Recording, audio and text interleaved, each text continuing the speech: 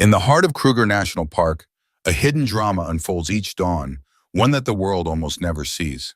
A magnificent lion, sedated and cared for by two strangers, whose actions could change the future of wildlife conservation.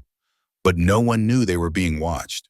What would you do if you stumbled upon a secret that could save lives or break the law? If you love stories of courage, wildlife, and real-life mysteries, hit that subscribe button and join us on this journey into the wild. Leave a comment. What would you do if you were in Sophia's shoes? The morning fog hung thick and low over the northern reaches of Kruger National Park, blanketing the forest in a cool, almost ethereal haze. Sophia Mitchell, a wildlife photographer with over a decade of experience capturing Africa's hidden wonders, crouched silently in the camouflage blind she had painstakingly built 3 days earlier. Her fingers moved deftly over the controls of her cameras, checking memory cards and adjusting lenses to account for the shifting light through the mist. At 36, Sophia had learned to read the subtle signs of the wild, rustling leaves, faint animal calls, even the irregular hum of a distant engine. Today, though, she sensed something different. There was an undercurrent in the air, a tension that made the hairs on her neck prickle. She had received a tip from a park ranger about unusual activity in this isolated section, an area seldom visited by tourists because of its rugged terrain. Unauthorized vehicles had been reported entering after hours, and no legitimate research teams were scheduled to operate in the region. Sophia's assignment had begun as a simple documentation of lion populations for National Geographic. But this tip had transformed it into something more urgent, potentially dangerous, and certainly extraordinary. Just after 6:15 a.m., her trained ear picked up the low rumble of an engine. It was distant, intermittent, and strangely out of place. She reached for her directional microphone, pointing it toward the sound, while her long-range cameras remained ready. 20 minutes passed in a deceptive silence. The fog shifted and swirled as if reluctant to reveal the forest's secrets. Then movement, a subtle brush of khaki against the undergrowth, caught her eye. Two men clad in muted earth tones and caps pulled low emerged from the mist. Their pace was deliberate, careful, almost cautious. At first glance, they resembled park rangers, but Sophia knew the forest too well. Genuine rangers move with an effortless familiarity, whereas these men seemed to glide through the foliage with the furtive precision of intruders. Sophia's heart rate quickened, not with fear, but with the thrill of discovery. She clicked her camera into silent mode, capturing frame after frame of the men as they moved deeper into the forest. They appeared to be tracking something, occasionally consulting small electronic devices, their eyes scanning the trees and underbrush like predators themselves. Sophia felt a shiver run down her spine as the fog thickened, concealing the path ahead and amplifying the mystery.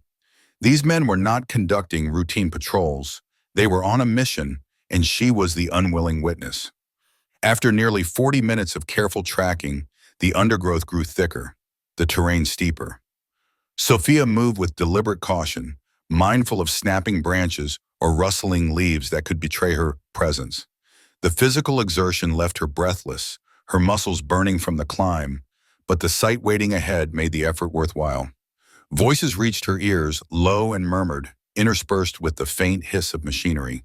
She froze, raising her camera, and peered through her telephoto lens. In a small clearing, partially shielded by a fallen tree, lay a lion, a magnificent male, his mane tangled, chest rising and falling with labored breaths.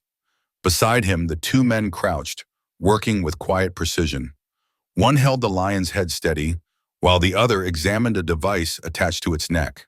Sophia's initial assumption of poaching evaporated as she listened. "No wonder we lost signal," the taller man muttered in a crisp American accent. "Must have been fighting with that other male we spotted last month." "Can you fix it here?" the second man asked, his Australian accent cutting softly through the mist. "No, we need to replace the unit entirely. The battery is nearly dead anyway," the American replied, pulling a compact case from his backpack. Sophia's confusion mingled with awe. These men were professionals, not poachers, not amateur adventurers. They were handling one of the most dangerous predators in the park with practiced caution, respect, and knowledge. She adjusted her camera, trying to capture every movement, every subtle interaction between human and beast. The American carefully prepared a sedative, administering it with exacting precision, while the Australian monitored the lion's eyes and breathing. A snap of a dry branch under Sophia's foot sent both men's heads snapping toward her hiding place. Fear surged through her briefly, but she remained motionless, barely breathing, her camera still recording. After 10 seconds, they resumed their work, though their movements now carried a subtle edge of urgency. Within minutes, the new tracking collar was secured around the lion's massive neck, the device almost invisible beneath the thick mane. The men applied ointment to minor wounds across the lion's face and shoulders, remnants of a territorial skirmish. "This gash is fresh," the American observed, gently probing the area above the lion's eye. "Looks like he defended his territory successfully," the Australian murmured, a hint of admiration in his voice. Their conversation revealed a deep familiarity with this particular lion and his pride dynamics, knowledge that could only have been gained through long-term observation. Sophia realized that the lion was not merely a subject of random tracking. It was a studied, known entity, a creature whose movements had been cataloged, respected, and protected by these unknown men. Once the task was complete, the researchers withdrew cautiously, ensuring the lion had fully regained consciousness. Its paws twitched as it struggled to lift itself, the low rumble from its chest marking the transition from sedation to awareness.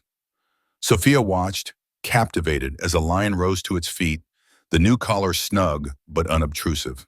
The men retreated through the forest, leaving behind an animal unharmed and subtly changed, an invisible mark of human intervention guided by knowledge and care rather than greed or recklessness. Returning to her blind, Sophia's mind raced. Who were these men? What project justified this clandestine operation? And most importantly, should she alert the authorities? The footage on her camera provided answers in fragments, faces partially concealed, hands expertly handling medical equipment, conversations hinting at expertise and intent. It was clear that the lion had been treated, cared for, and not harmed. Yet the entire operation was unauthorized, operating in a sensitive, restricted area without official sanction. Sophia leaned back, the forest around her waking with birdsong and the distant roar of other lions. Her adrenaline slowly ebbed, replaced by a simmering determination. She had stumbled into a story far larger than any landscape photo she had anticipated capturing. This was a story of human ingenuity and ethical complexity, a mystery poised between the boundaries of legality and conservation, danger and devotion. With her mind set on uncovering the truth, Sophia packed her cameras and notes, mentally preparing for what she knew would be a long investigation. The fog was lifting, revealing hints of the forest she had yet to explore, but her focus remained fixed on the lion, the two men, and the unseen layers of conservation hidden in Kruger's northern expanse. She had witnessed the beginning of a story that could change the way humans interacted with these magnificent predators forever, and she would follow it wherever it led. The forest seemed quieter than usual as Sophia retreated to her hidden vantage point, the adrenaline of the morning's encounter slowly giving way to a deep, contemplative focus. Her hands were steady now, but her mind raced, replaying every movement, every whispered word in the subtle gestures of the two men with the lion. She had been so sure they were poachers at first glance, cloaked in anonymity, moving stealthily, interacting with a powerful predator. But the evidence on her camera told a very different story. The professionalism of their movements, the measured way they administered sedatives, replaced the tracking collar, and tended to the lion's minor wounds, all pointed to experience, not criminality. Back in her blind, Sophia began the meticulous process of reviewing her footage. Every frame became a clue, every motion a potential insight into who these men were and why they were risking both their safety and the legal consequences of operating in a restricted section of Kruger Park. Her heart beat faster as she observed the medical kit being unpacked, the precision with which the injection was prepared, and the careful monitoring of the lion's breathing and responsiveness. These were not the haphazard actions of amateurs. They were deliberate, informed, and, despite the secrecy, undeniably compassionate. Sophia's curiosity sharpened into determination. She had always known the wilderness held secrets, but this felt different. It was a story on the edge of legality, ethics, and conservation. She scribbled notes in her waterproof journal, mapping the sequence of events, the approach, the handling of the lion, the replacement of the tracking collar, the minor wound treatment, and the careful withdrawal. Each observation reinforced a troubling contradiction. These men were doing something that could benefit the lion, yet their work was unauthorized, clandestine, and technically illegal. Hours passed as Sophia dissected the footage, analyzing not just the actions of the researchers, but the technology they used. The tracking collar was unlike any she had seen in standard park research programs. It was bulkier, the antenna configured differently, and the materials seemed more advanced. She cross-referenced the equipment with online databases and academic articles on wildlife telemetry, searching for a match. Slowly, the pieces began to fit together. These men were not rogue operators, nor poachers. They were highly skilled researchers, possibly working outside official channels to conduct long-term, intensive lion monitoring. Her thoughts were interrupted by the distant roar of another lion, a reminder that life continued around her, oblivious to human intrigue. Sophia's focus returned to the faces captured in her frames. Though partially obscured by caps and shadows, the images were detailed enough to provide distinguishing features. Eye shape, nose contours, the structure of their jaws, even the way they moved with confidence and ease around a sedated apex predator.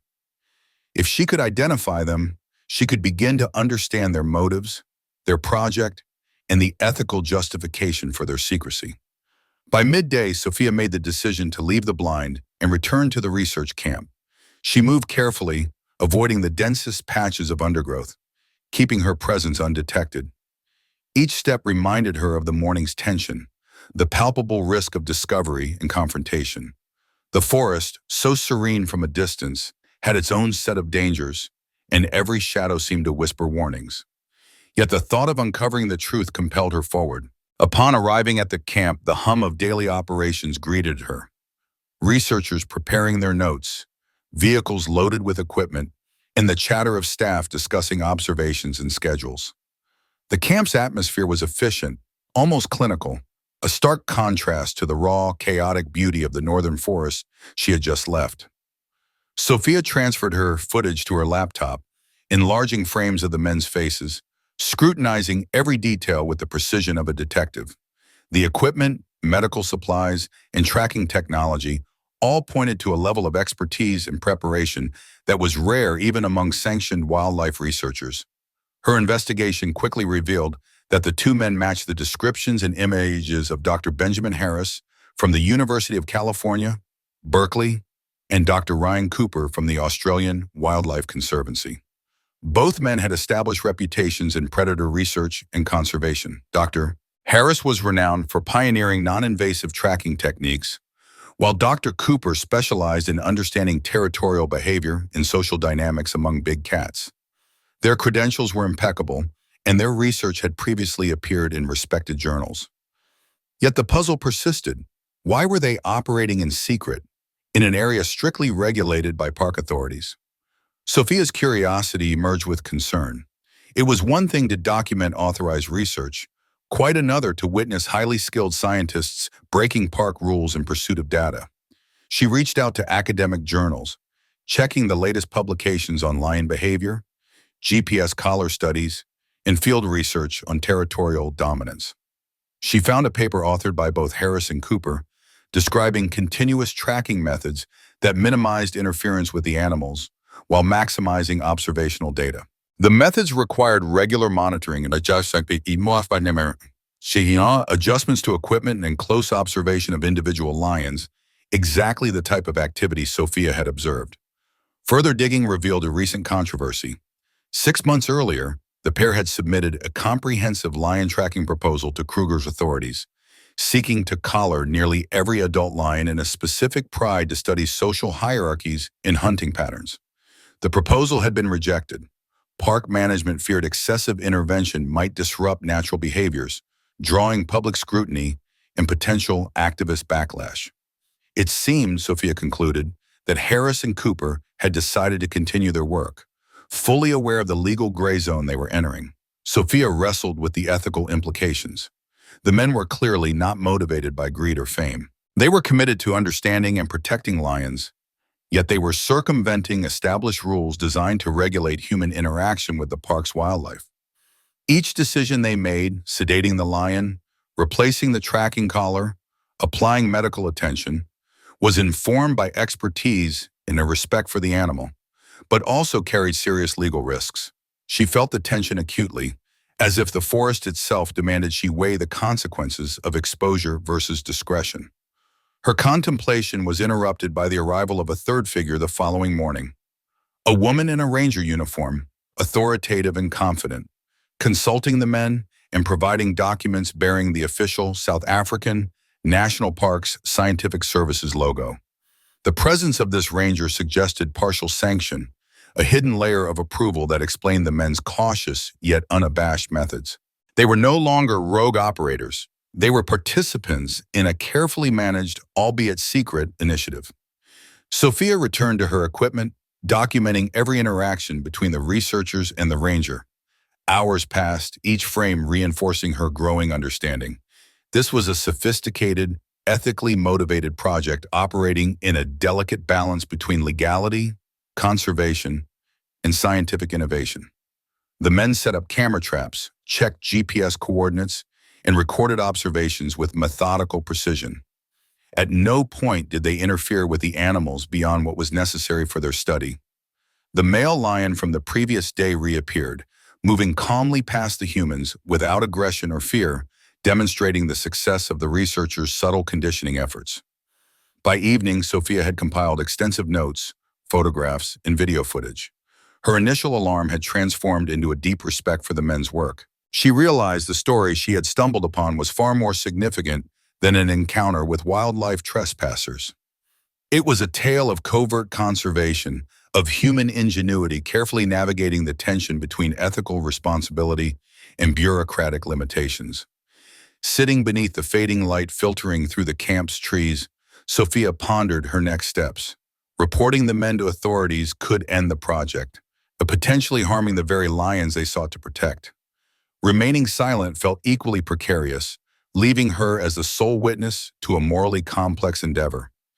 Yet she knew one thing with certainty: this story had to be told, but with care, discretion, and an understanding of the broader implications for conservation, ethics, and the survival of these magnificent creatures. The northern section of Kruger Park, with its misty mornings and hidden clearings, had revealed a secret that only those willing to venture deep into the wilderness and into the gray areas of human ethics could uncover.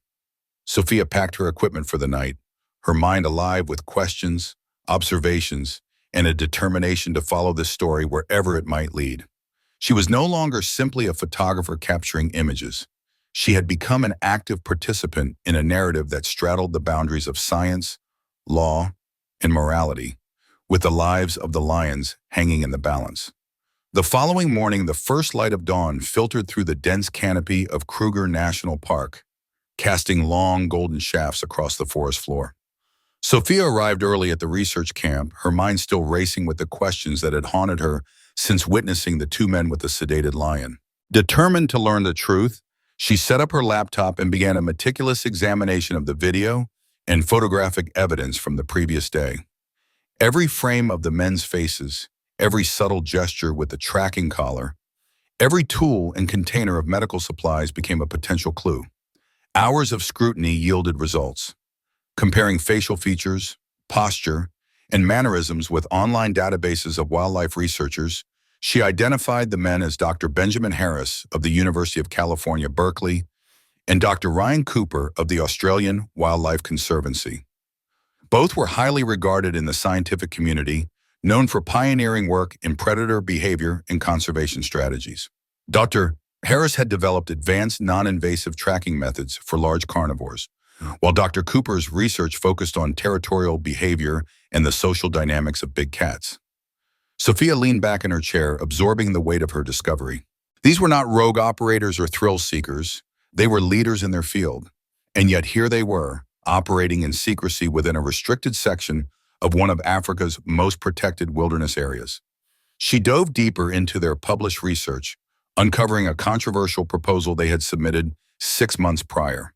Their plan involved collaring nearly every adult lion in a specific pride, gathering continuous data to understand hunting patterns, social interactions, and territorial expansion. It was an ambitious, unprecedented approach, promising insights that could revolutionize predator conservation. But the proposal had been rejected by Kruger Park authorities. The official reasoning was clear. Concerns about interference with natural behaviors, potential disruption of pride dynamics, and the risk of public backlash against tranquilizing and handling large predators. In essence, the authorities valued caution over innovation. Sophia could see the tension clearly now. Harris and Cooper had chosen to continue their work regardless of the official rejection. She considered the ethical dilemma this presented. On one hand, their methods were technically illegal without permits, violating the rules meant to regulate human interactions with wildlife. On the other, the men demonstrated profound respect for the animals, providing medical attention, maintaining minimal disturbance, and employing careful, informed handling. Their actions suggested a moral compass directed toward conservation, even at the risk of legal consequences. Her investigation took a new turn when she discovered that the previous morning, the researchers had been joined by a female park ranger. Sophia replayed the footage, noting the confident way the ranger consulted with the men, reviewed documents on a tablet, and then handed them papers bearing the official South African National Parks Scientific Services logo. The implications were clear. Partial authorization had been granted, perhaps unofficially, allowing the men to continue their work discreetly. This added a new layer of complexity to Sophia's understanding. The project was neither fully sanctioned nor entirely rogue. It existed in a gray area, a careful balance between legal approval and scientific urgency. Sophia spent the afternoon cross-referencing the equipment used by Harris and Cooper with official Kruger tracking technology. The collars were clearly superior in design, offering enhanced GPS accuracy, extended battery life, and durability beyond the standard models issued to park researchers. These collars would allow for more precise monitoring of lion movements and behavior, capturing data that was crucial for understanding territorial dynamics and population health. It was a sophisticated system accessible only to researchers with substantial expertise and resources. The more Sophia learned, the more she appreciated the magnitude of the men's commitment to their mission. Despite her growing admiration, Sophia could not ignore the political tensions surrounding the project. The partial authorization reflected a divide among park authorities and scientific leadership. Some members of the park board feared setting a precedent for independent researchers operating outside official oversight. Others recognized the potential conservation benefits, especially considering the increasing threats posed by poaching, habitat encroachment, and human-wildlife conflict. The decision to approve the project discreetly suggested a strategic compromise: allow innovation while minimizing public scrutiny and potential backlash. Sophia's thoughts were interrupted by a knock at her camp door. It was Dr. James Mbeki, the lead biologist at the research facility. His expression was calm, but his eyes carried a measured intensity. "I hear you've been busy," he said, glancing at her laptop. Sophia hesitated, uncertain how much to reveal, but she knew withholding her observations could risk misunderstanding or conflict. "I documented something extraordinary," she replied carefully, opening the footage to show him the men working with the lion. Dr. Mbeki leaned in, studying the images with a professional detachment. His brow furrowed at frames showing the tracking collar replacement and medical care. Yet there was recognition in his eyes. "Ah, Harris and Cooper," he said quietly. "I suspected they might venture north of their assigned zones. The park authorities rejected their proposal, but some of us have long argued that controlled intervention could be beneficial. Not many would risk it, but these two, they are meticulous, deliberate, and highly competent." Sophia nodded, feeling both relief and concern. "So this was partially sanctioned?" she asked. "The doctor." Mbeki shook his head slightly, a gesture of caution. "Not officially," he said. "The project exists in a gray area. Officially, their comprehensive tracking program was denied. Unofficially, some directors recognize the value of their work and have provided limited, discreet approval. The key is discretion. Exposure could create political complications and public outcry, regardless of conservation benefits." As they spoke, Sophia realized the enormity of the situation. Here was a conservation project operating at the intersection of legality, ethics, and politics, with the well-being of lions dependent on secrecy, expertise, and careful judgment.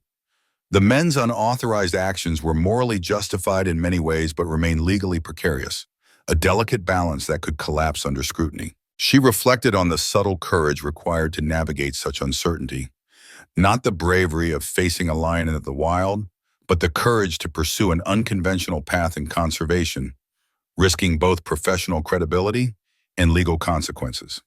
Later, Sophia reviewed scientific literature, comparing methodologies and tracking technologies. Harris and Cooper's work demonstrated a rare combination of innovation and pragmatism, blending minimally invasive techniques with behavioral insights that allowed lions to maintain natural patterns while benefiting from monitoring. Their approach differed sharply from traditional conservation models, which often relied on fences, relocation, or heavy human interference. By habituating lions to neutral human presence and strategically using technology, they were essentially creating safety corridors, guiding animals away from potential poaching areas without altering their natural behavior. This discovery left Sophia both exhilarated and conflicted. On one hand, the project represented a breakthrough in wildlife conservation, a possible model for predator management across Africa.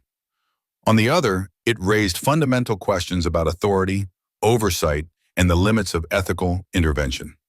She thought about the lion she had observed, calm, recovering, and aware of the humans around it, and realized the significance of the researchers' work. The lion was alive, healthy, and interacting with humans in a controlled, non-threatening manner, a tangible result of careful planning and long-term observation. By evening, Sophia's understanding had evolved. What began as a routine photography assignment had become a deep investigation into a clandestine, morally complex, and potentially transformative conservation effort. She recognized the courage and conviction required to operate in such ambiguity, the ethical tightrope walked by those who prioritize the survival of endangered species over bureaucratic restrictions. Yet she also knew that revealing the story prematurely could jeopardize not only the research, but the lions themselves. The forest outside the camp remained alive with the sounds of wildlife, a reminder that the balance between human intervention and natural order was delicate and ongoing. Sophia packed her equipment, preparing to return to the northern sections of Kruger Park. She was no longer merely documenting beauty. She had become a chronicler of courage, discretion, and the hidden moral battles waged daily in the name of conservation. As night fell, the fog rolled in once more, settling like a blanket over the forest floor. Sophia closed her laptop, her mind alive with plans for observation, interviews, and further investigation. She understood that the story of Harris, Cooper, and the hidden lion was far from complete. It was a narrative that intertwined ethics, politics, and science, and it would demand patience, discretion, and unwavering attention to detail. Above all, it required a recognition of the thin line between doing what is right and what is permitted, a line Sophia now found herself walking alongside the unseen guardians of the Kruger lions. The sun had barely risen over Kruger National Park when Sophia returned to her camp, carrying both her cameras and the weight of the previous day's discoveries. She felt a restless urgency, a need to make sense of what she had witnessed, the careful handling of the sedated lion, the replacement of the tracking collar, and the quiet competence of the two men operating in secrecy. There was more at stake than mere observation. The story had evolved into an ethical puzzle, one that required careful navigation. Sophia requested a private meeting with Dr. James Mbeki, the lead biologist overseeing the research facility. He greeted her with measured curiosity, noting the seriousness in her demeanor. "You look like you've seen something extraordinary," he said. She nodded and carefully set up her laptop, ready to share the footage she had captured. As the video played, Mbeki's expression remained neutral at first, his eyes narrowing only when the frames showed the lion's sedation and medical treatment. "These two researchers," Sophia began, Dr. Harris and Dr. Cooper, "they're operating in the northern sections without official permits. I initially feared they were poachers, but the footage proves otherwise. They replaced a tracking collar, applied medical care, and interacted with the lion in a controlled, non-threatening manner. Dr. Mbeki exhaled slowly, leaning back in his chair. Yes, I recognize the individuals. Their work is highly specialized. It's not rogue activity in the sense of negligence or harm. It's a calculated, ethically guided intervention, albeit one that exists outside full official sanction. His tone was measured, cautious. Sophia realized that even someone as experienced as Mbeki approached the topic with deliberate restraint. She hesitated before asking the question that had been gnawing at her all morning. Why the secrecy? Why operate in restricted zones without official approval if their intentions are purely conservation-driven? Mbeki adjusted his glasses and removed them carefully, as if preparing to handle a delicate truth. The project exists in what I would call a gray zone. The park authorities officially rejected their proposal, citing concerns about interference with natural lion behavior and potential public backlash. However, certain scientific directors recognized the potential value of their work and arranged a limited confidential approval that wouldn't attract attention. He paused, letting the gravity of his words settle. This isn't a loophole exploited for personal gain. It's a cautious compromise between bureaucratic prudence and scientific innovation. Sophia nodded slowly, beginning to understand the layers of complexity she had stumbled into. So they're legally protected enough to continue, but any exposure could jeopardize the project, she asked. Mbeki nodded gravely. Exactly. If the public knew that two foreign researchers were tranquilizing lions without full approval, there would be outcry. The project would be shut down before they could prove its value. The ethics of conservation can sometimes collide with politics, public perception, and legal frameworks. As they spoke, Sophia's mind drifted back to the lion she had observed, designated KM-17 by the researchers. The animal had walked past Harrison Cooper without aggression, demonstrating a remarkable tolerance for human presence, a testament to the years of careful, controlled observation and interaction. KM-17 didn't react with fear, she remarked. That wasn't coincidence. They've conditioned him to perceive their presence as neutral, or even safe. Yes, Mbeki confirmed. Their methodology involves a form of behavioral habituation, not coercion. By establishing a consistent, non-threatening presence, they reduce stress and aggression in the lions. Over time, this allows researchers to track movement patterns, identify threats, and even anticipate conflicts with humans or poachers without imposing drastic interventions like fencing or relocation. Sophia felt a mix of awe and unease. On one hand, the researchers' approach was revolutionary, less invasive, more attuned to the natural behavior of predators. On the other hand, it required manipulation of wild animals in a way that could be construed as interference. She understood the moral tightrope now. Conservation sometimes required actions that were technically outside the law, but served a higher purpose. I understand their intent, Sophia said thoughtfully, but how do you reconcile this with park regulations? With the ethics of human intervention in wildlife? Mbeki sighed. It's never simple. Conservation involves constant judgment calls. The law is important, but it cannot always anticipate the nuances of ecological management or the complexities of predator behavior. In some cases, following the rules strictly may inadvertently harm the very species we aim to protect. Harris and Cooper operate with exceptional expertise and caution, which mitigates risk, but it does not eliminate it. He reached for a file and handed it to her. Inside were abstracts, research notes, and preliminary findings from the project. Sophia skimmed through them, absorbing the meticulous data and carefully structured observations. The research suggested that establishing human lion safety corridors could significantly reduce mortality from poaching, conflicts with local communities, and accidental territorial disputes among lions. By creating zones where lions perceive specific human presences as non-threatening, researchers could indirectly protect both the animals and the surrounding ecosystems. Sophia realized the brilliance of the approach. It was a subtle, almost invisible form of intervention. No fences, no relocations, no heavy-handed interference, just careful observation, strategic habituation, and the judicious application of technology. Yet, the method was controversial.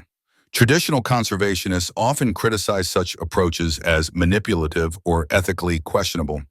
The balance between innovation and tradition was delicate, and Harris and Cooper had chosen the path of discreet experimentation. Hours passed as Sophia and Mbeki discussed the philosophical and practical dimensions of the project.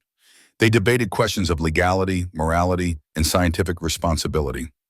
Sophia found herself reflecting not only on the researchers' choices but on her own role. She was a journalist and photographer with an obligation to document significant conservation work, yet premature exposure could destroy the very project she admired. Her instinct to reveal the story was tempered by the knowledge that restraint might ultimately save lives. Sometimes protecting wildlife requires patience and discretion, Mbeki said quietly, his gaze distant. It's not about shortcuts or secrecy for personal gain. It's about ensuring the survival of these magnificent creatures in a world increasingly hostile to them. That may mean operating in a gray area, making difficult ethical decisions, and trusting that informed judgment will guide the outcome. Sophia nodded, her mind racing with possibilities. She realized that the story she had discovered was no longer about hidden researchers. It was about the complex, often invisible decisions that underpin conservation. It was about ethical courage, the willingness to challenge convention, and the understanding that morality and legality do not always align perfectly in the wild. As dusk approached, Sophia packed her equipment once more, preparing to return to the northern forest the following morning. The forest outside the camp had settled into its evening rhythm, filled with distant roars, rustling leaves, and the subtle hum of nocturnal life. She felt a deep sense of responsibility, not just to the story she had uncovered, but to the lives of the lions in the delicate work of Harris, Cooper, and the supporting team.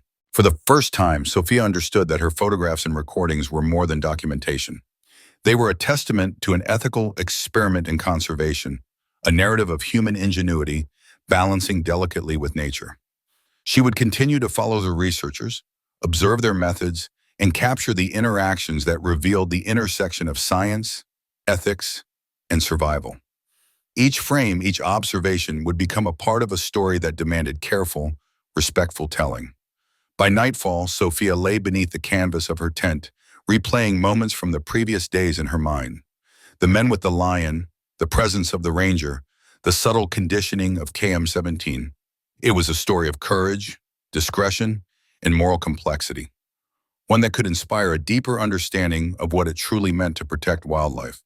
She knew the journey ahead would be fraught with challenges, ethical dilemmas, and unforeseen developments, but she felt ready. She was no longer merely a photographer. She had become a witness, a chronicler, and perhaps even a guardian of the truth behind a revolutionary approach to conservation. The calm of the early morning at Kruger National Park shattered with the arrival of a series of urgent radio transmissions. Sophia was already at the camp, reviewing her footage from the previous days when the news came. Poachers had struck the northern section overnight. Her stomach clenched as the implications registered. Lions, treasured and vulnerable, had been targeted. Without hesitation, she grabbed her camera bag and followed Dr. Mbeki toward the fleet of rugged vehicles waiting for the team. There was no time for deliberation. The situation demanded immediate response. The drive through the park was tense. Dust rose from the dirt roads, caught in the shafts of sunlight filtering through sparse trees.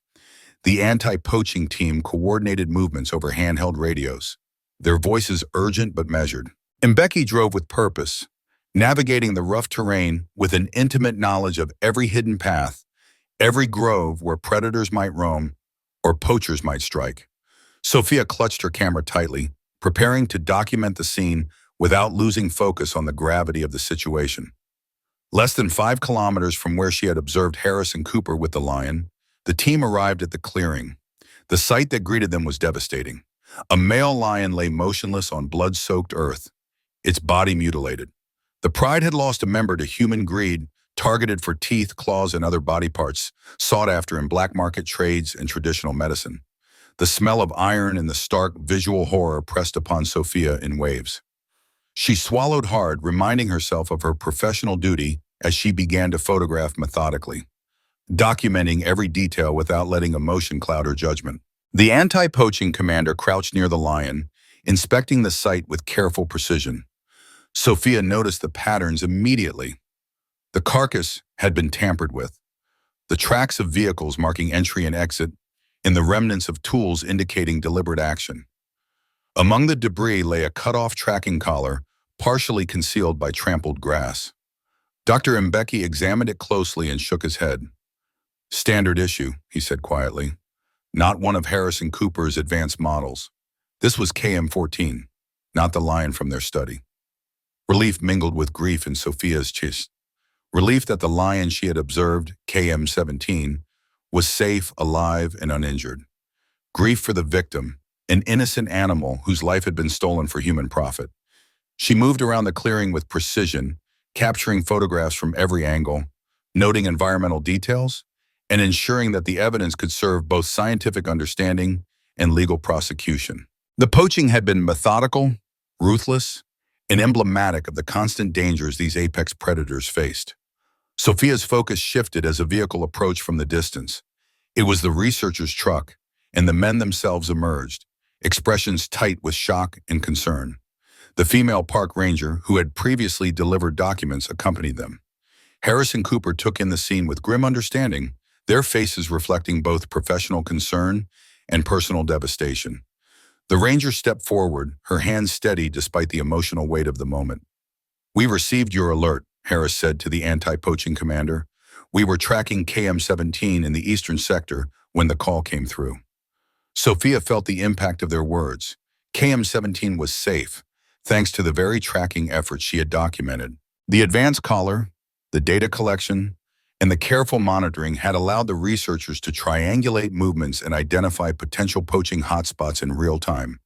She realized then that the work she had initially questioned, the clandestine operations, the ethical ambiguity, had already produced tangible, life-saving results. The men moved through the clearing with careful deliberation, noting tracks, disturbed vegetation, and discarded remnants of the poaching operation. They shared observations quietly, speaking in hushed tones that carried both authority and compassion. Sophia followed closely, documenting interactions without intruding on their work. The contrast was stark. While the poachers acted with violence, disregard, and greed, Harrison Cooper moved with purpose, knowledge, and respect for the ecosystem they were striving to protect. "This collar," Dr. Mbeki said, pointing to the discarded device, "was installed months ago. It tracked KM-14, who unfortunately became the victim. Data from collars like this allows us to understand lion movement, potential conflict zones, and high-risk areas.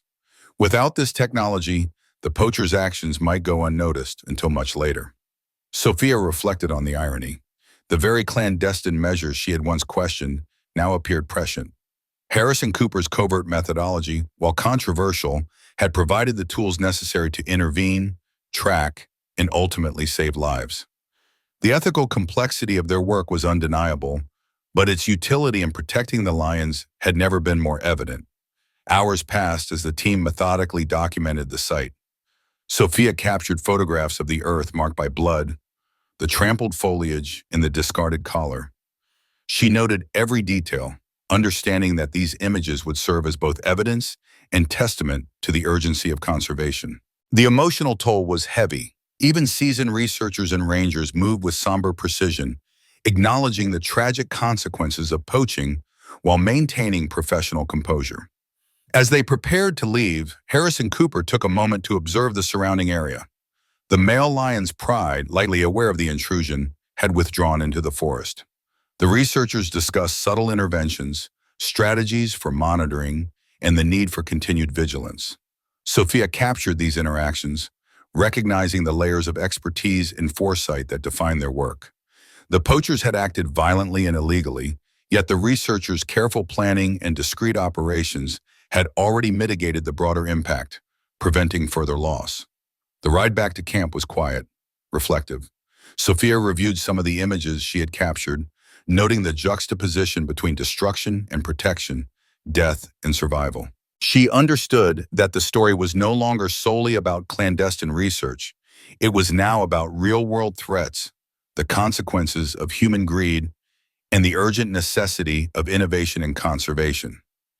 The poaching incident underscored the fragility of the ecosystem and the delicate balance between human intervention and natural law. Back at camp, Sophia shared preliminary observations with Dr. Mbeki and the team. Discussions centered on rapid response, deployment of anti-poaching units, and the ongoing monitoring of lion movements using the advanced collars. Harris and Cooper's methodologies became central to these discussions, demonstrating that their controversial, partially sanctioned project had direct, practical applications in crisis situations. Sophia felt a shift within herself. She was no longer an observer. She was a participant, a chronicler of courage, and a witness to both human folly and human ingenuity. The poaching incident had crystallized the stakes. Lives of magnificent creatures hung in the balance, dependent on the careful, morally guided actions of those willing to navigate both ethical and legal gray areas. By nightfall, as the camp settled and the forest exhaled under the canopy of stars, Sophia sat quietly, reviewing footage, notes, and photographs. She realized that the story she had discovered was now urgent, immediate, and compelling. It was a story of survival, innovation, ethics, and the moral courage required to protect wildlife in a world increasingly shaped by human greed and ambition. The line between right and permitted was blurred, but the need to act decisively, with intelligence and compassion, was undeniable. The poaching incident had left a mark on the northern section of Kruger, but it had also revealed the power of discreet, thoughtful conservation. KM-17 remained safe, his territory monitored and protected. Sophia understood now that the researchers' unconventional methods, though controversial, had already saved lives and provided critical data to prevent further tragedies. Her role, as both witness and storyteller, was clear: to document, interpret, and communicate this delicate balance between risk, ethics, and the urgent necessity of preserving the wild. The northern horizon of Kruger National Park glowed faintly with dawn light as Sophia returned to camp, the events of the previous day still echoing in her mind.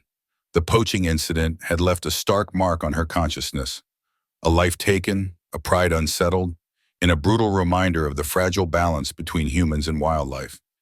Yet there was also the quiet reassurance that KM-17, the lion she had witnessed under the care of Harris and Cooper, remained safe, monitored, and thriving. The researchers' innovative methods, controversial as they were, had proven their value beyond theoretical speculation. Sophia spent the morning reviewing and organizing her photographs and footage, meticulously cataloging the sequence of events for clarity and impact. Each image told a story: the injured but recovering lions, the discarded collar from the poached animal, and the calm, purposeful actions of the researchers and anti-poaching teams. Her notes outlined timelines, GPS coordinates, and behavioral observations, creating a comprehensive record of both human and animal activity. As she worked, she realized that her role had shifted from a passive observer to an integral participant in documenting the intersection of conservation, ethics, and immediate response to human threats. Later that afternoon, she met with Dr. Mbeki, Harris, and Cooper to discuss the implications of the recent poaching incident and the next steps in their research. The conversation was both technical and deeply reflective. They analyzed the GPS data, noting how KM-17's movements had allowed the team to triangulate the poacher's location and understand patterns of intrusion in the northern sector. The advanced collars, data collection, and previous behavioral conditioning were critical tools in both prevention and intervention strategies. Sophia listened intently, understanding for the first time the real-world applications of what she had once questioned as unauthorized and risky. Harris spoke first, his tone measured but firm. The poaching incident highlights the stakes of our work. Every intervention, every tracking effort, is a step toward preventing these tragedies. KM-17's collar provided data that helped the anti-poaching units respond swiftly. Without this, the consequences could have been far worse. Cooper nodded, adding, our approach may appear unconventional, even controversial, but it is effective. The lions learn to coexist with minimal human disturbance, and we can protect them from external threats with intelligence and foresight. Sophia felt a sense of awe. Here was a team balancing innovation, ethics, and practicality. navigating a delicate gray area with skill and compassion. She recognized the enormous responsibility that came with both observation and documentation. Her photographs were no longer simply aesthetic. They were evidence, testimony, and a bridge between the hidden world of covert conservation and the broader public of understanding that might influence policy, funding, and awareness. That evening, Sophia began drafting an article for National Geographic, weaving together her observations, interviews, and the narrative of the Northern Kruger section. She chose to emphasize the complexity of the story, the moral courage of the researchers, the threat posed by poachers, and the revolutionary yet ethically nuanced methods used to protect lions. Her prose highlighted the juxtaposition of danger and care, secrecy and transparency, and the subtle ways in which science, strategy, and empathy intersected in the field. As the weeks passed, the article underwent editing and review, eventually published as a feature highlighting the innovative conservation project. Sophia's images, particularly the photograph of Harrison Cooper crouched quietly as KM-17 walked past them without aggression or fear, captivated readers worldwide. The public response was overwhelming. Comments poured in praising the courage, dedication, and ingenuity of the researchers, while donations and funding for both anti-poaching efforts and ongoing behavioral research increased substantially. The recognition extended beyond the magazine's readership. Conservation organizations, wildlife management authorities, and international NGOs began to study the methods used by Harrison Cooper, incorporating elements of their approach into protected areas across Africa. The idea of safety corridors, minimally invasive monitoring, and behavioral habituation became a new model for predator conservation, demonstrating that unconventional approaches, when carefully planned and ethically guided, could produce tangible, positive results. For Sophia, the experience was transformative. She reflected on the journey from the first sighting of the two men in the misty forest to her initial misjudgments, through the ethical dilemmas she faced, and finally to the broader impact of documenting and sharing their story. She realized that her role extended beyond capturing images. She had become a conduit for understanding, a storyteller bridging the gap between hidden conservation efforts and global awareness. KM-17, the lion at the center of the story, continued to patrol his territory with the same calm confidence Sophia had observed weeks before. The advanced tracking collars allowed researchers to monitor his movements, anticipate potential conflicts with humans, and ensure his safety.